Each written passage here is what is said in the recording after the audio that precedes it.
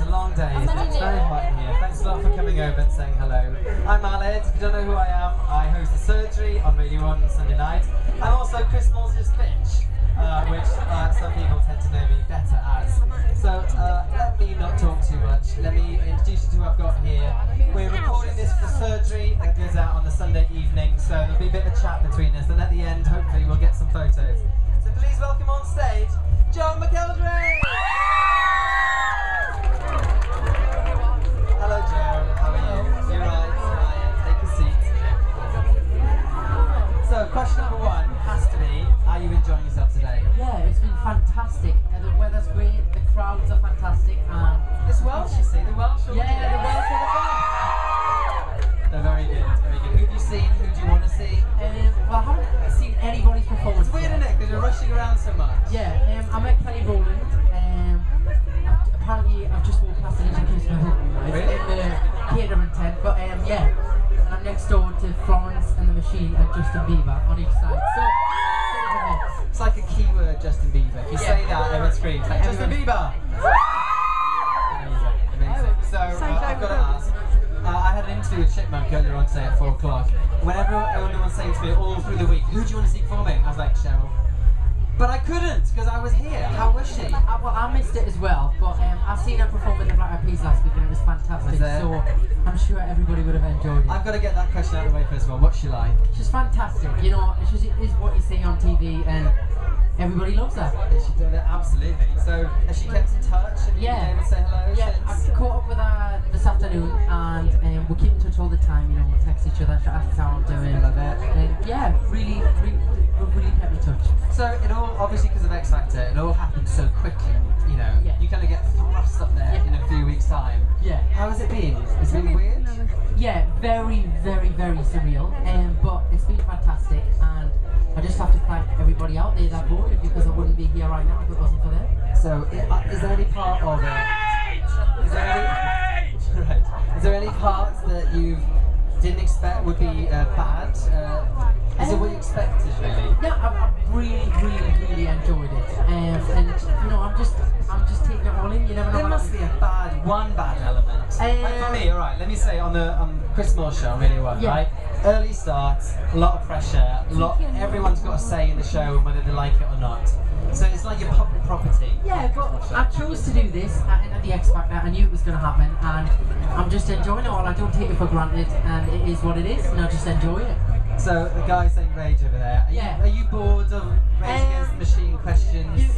Not really, you know, Rage Against the Machine, they got the #1 in the end. It was the most talked about #1 for a long time, and at the end of the day, it was kind of water off a duck's back for me, because it got a #1 in the end, and also, I was a normal boy with a record deal. I just won the X Factor, so getting #2 was still amazing. #1 wasn't really the best thing about it. And also, I think it is good that it's not always guaranteed in #1 for X Factor. Yeah, and it was a discussion or a debate. And it was really exciting. It was a really exciting thing, not knowing that it was good. I think it was kind of kept me on my feet. I was like the promotion and everything. It kept me on my feet, knowing that I might not get #1, and I didn't in the end, but it got there in the end, and the support from the public was fantastic. So if there's people out there that want to succeed on the X Factor, because they've started again, can you believe it? They've already started. Yeah. What advice would you have for people wanting to follow your... Just go for it, enjoy it, have fun and be yourself. That's basically You've got to be good though. You've got to have a bit of talent. Well, yeah, but as long as you stay true to yourself and enjoy the experience, then you can't really go wrong. Yeah. Okay, well we're here at the surgery tent, so I have to ask you some social action questions, and the fact that I was reading some information about you, and one person keeps coming up quite a lot when they're talking about you is your mum. Right. Has she had a big influence on you? Yeah, I mean, my mum and dad were separated, and I'm in regular contact with my dad all the time. I see him as well, but I kind of grew up with my mum as well. And she's with us today actually. She came down to see the big weekend. Brilliant. And yeah, so we've got a quite close bond with both my parents though. And what does she do? She works with the communities? Yeah, she runs a behaviour unit for children that don't really behave well in school, and she gets them qualifications that they wouldn't necessarily get because of the behaviour, and they do different courses, outside activities, so that they leave school with something and not just kind of kicked out, see you later. Do you think having that kind of background has helped keep your feet on the ground? Yeah, definitely, because I've seen a lot of things that I probably wouldn't have seen. You know, I've seen kids that same experiences I've had, and you know, it's humbling. It keeps you grounded. I also read that you were involved with the Teenage Cancer Charity. Yes, I opened the Teenage Cancer Unit up in Newcastle on Wednesday, and I pop up there a few times and see some of the kids, and it's funny to see. Actually, some of them had tickets to see the tour, but were so ill couldn't come. So we went along to see them. You know, it's nice to kind of get the. It's the nice part of doing this. You know, you get to make people smile. Well, over here on the surgery wall is a thank tank called thank you all. And the idea is that you say what you like about yourselves, or what you're happy, or what you're grateful for, and then you put it on the wall, and then that helps you focus on the good stuff in your life and makes you a happy person. Right. And happy people tend to do better in life. So, what are you happy for? What are you grateful for? I'm grateful for the position I'm in right now, and the support I've had so far, and I'm grateful for the life I've lived so far. Yeah. And what does the next 12 months hold for you? What would you hope will happen in the next year? I hope to have a successful album. I'm going to work hard and just enjoy every minute. That's my motto, enjoy it all.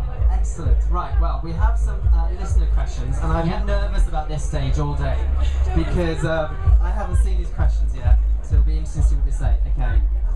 Are you a big runner? A big runner? Yeah, I run nearly every day. Here's a question. First question from Tasha is, how far do you run in the mornings? Yeah. Hello. I run for about 30 minutes every day, about 2-3 miles.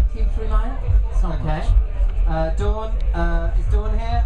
And I don't know. I think we've answered this, haven't we? But have you met up with Cheryl today? Yes.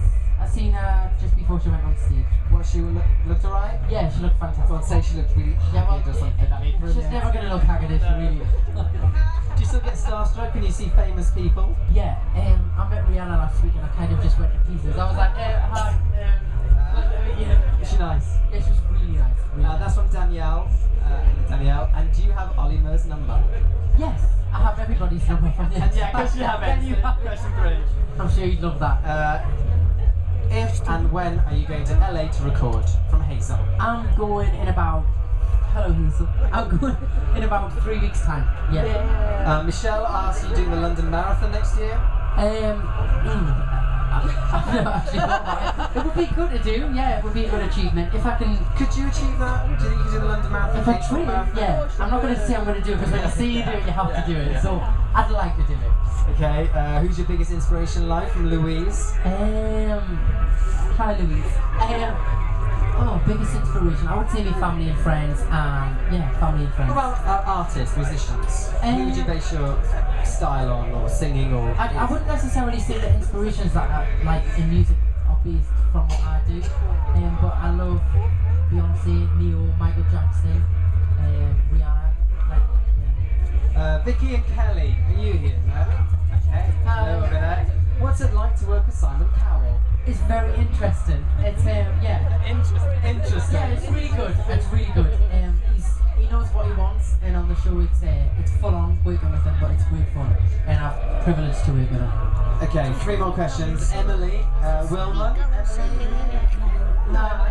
Have you enjoyed becoming famous? Yeah, I mean, I enjoy the singing side of it, and that's why I do it. But kind of the fame thing is a bit of a bonus, and you've got to take it with a pinch of salt and just enjoy it. And Caitlin? Hi, Caitlin.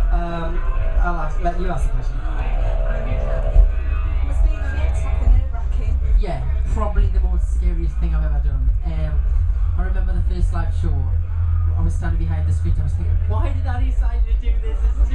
I was literally collapsing. But yeah, it was fantastic, and I enjoyed it. Any tips for how to control your nerves? Because you look like you handled it really well. Yeah, I think you have to turn it into positive energy, because if you don't, that's when you start forgetting the words. And so it's more like just put it into the performance instead of thinking, I'm going to forget the words, I'm going to trip over, something's not going to work, and just don't think about them things. And finally, from Joanne here from Newcastle.